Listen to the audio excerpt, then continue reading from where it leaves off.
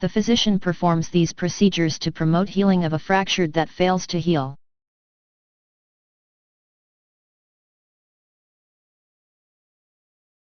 Repair nonunion, metacarpal, or phalanx, includes obtaining bone graft with or without external or internal fixation.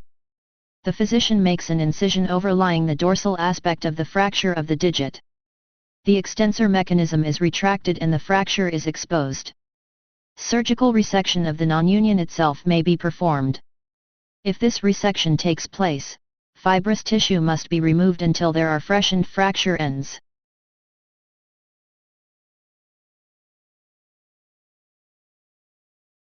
If a resultant gap produces unacceptable shortening, fixation such as Kirschner wires or pins, or AO plates is applied.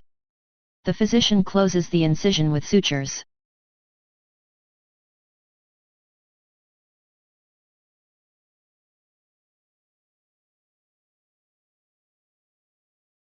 Repair of nonunion or malunion, humerus, without graft, e.g., compression technique, etc. With iliac or other autograft, includes obtaining graft. Repair of nonunion or malunion, radius or ulna, without graft, e.g., compression technique. With autograft, includes obtaining graft.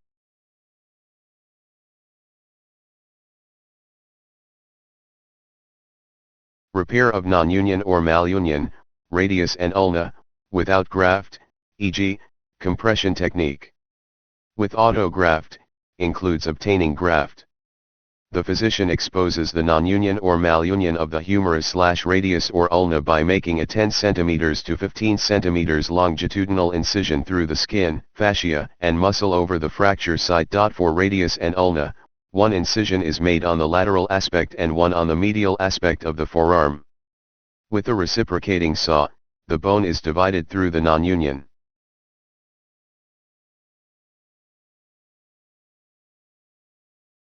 The fragments are aligned. A compression plate is centered over the fracture and screws are inserted.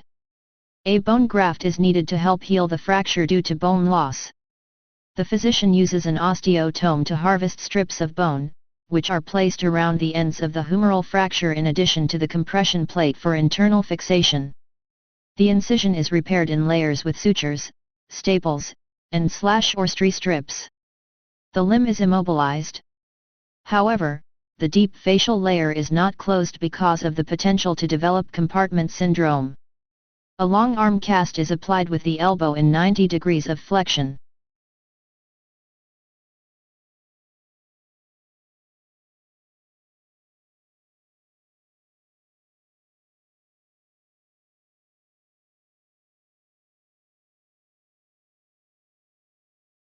Repair of nonunion of carpal bone, excluding carpal scaphoid, navicular, includes obtaining graft and necessary fixation, each bone. An autogenous iliac bone graft is typically used for repair, which is obtained through an incision over the iliac crest. Once the bone is exposed, an osteotome is used to harvest strips of bone. These strips are placed between the carpal bones of the fracture through a 2 cm incision made at the base of the involved metacarpus. The physician centers a compression plate over the fracture and inserts screws.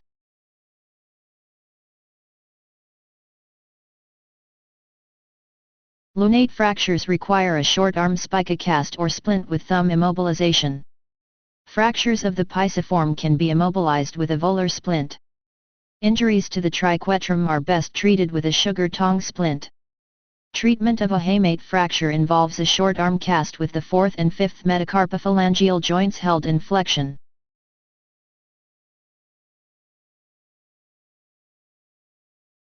Repair of nonunion, scaphoid carpal, navicular, bone, with or without radial styloidectomy, includes obtaining graft and necessary fixation.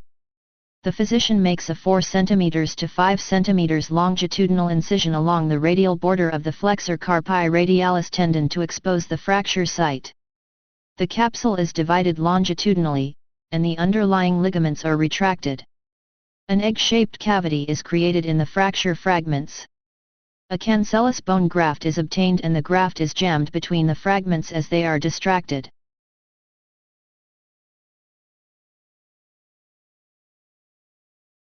The physician uses internal fixation such as a Kirschner wires to affix the bones if instability exists. If a radial styloidectomy is performed, the physician makes an incision on the radial wrist at the base of the thumb. Radial styloid bone is removed. The physician closes the incision, S, with sutures.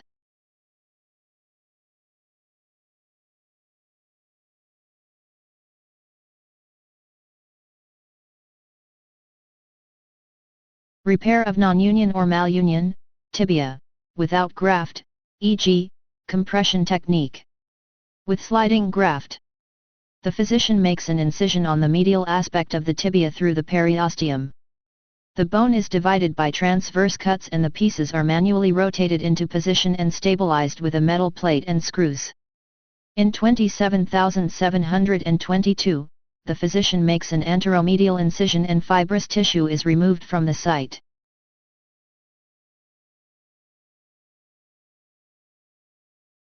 The ends of the fragments are roughened and the distal segment is hollowed out. A rectangular window is cut into the bone just above the site, cancellous bone is removed, and placed around the fixation site. The wound is closed, dressed, and a cast is applied.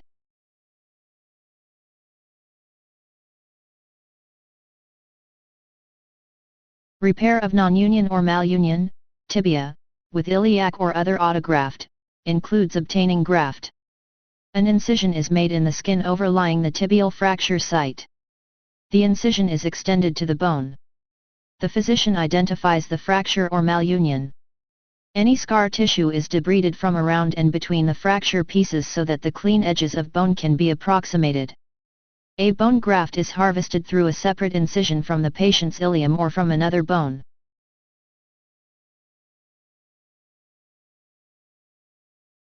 The physician repairs the surgically created graft donor site. The graft is placed at the fracture site and the fracture is manipulated into the desired position and alignment. The physician applies fixation, such as screws, plates, wires, or rods to stabilize the fracture. The wound is irrigated with antibiotic solution and closed in layers. A splint, brace, or cast may be applied.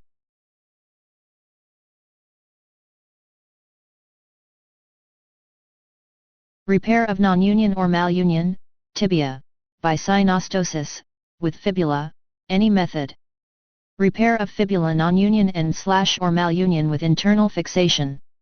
An incision is made in the skin overlying the fracture site. The physician extends the incision deep to the bone. The fracture or malunion is identified.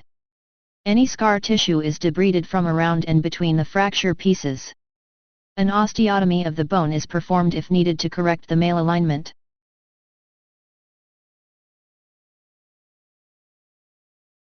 Using the adjacent fibula as a strut, the fibula is attached to the tibia with fixation, such as plates, screws, or wires.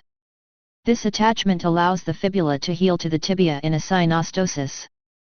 The physician irrigates the wound with antibiotic solution and closes it in layers.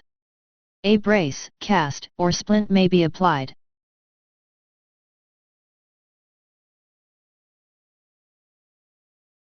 Repair of nonunion or malunion, tarsal bones. If the talus, articular surface, is involved, the treatment of choice is to fuse the talus to the tibia with bone grafting and casting. The same can be done for malunion of the calcaneus. In this case the calcaneus may be fused to the talus.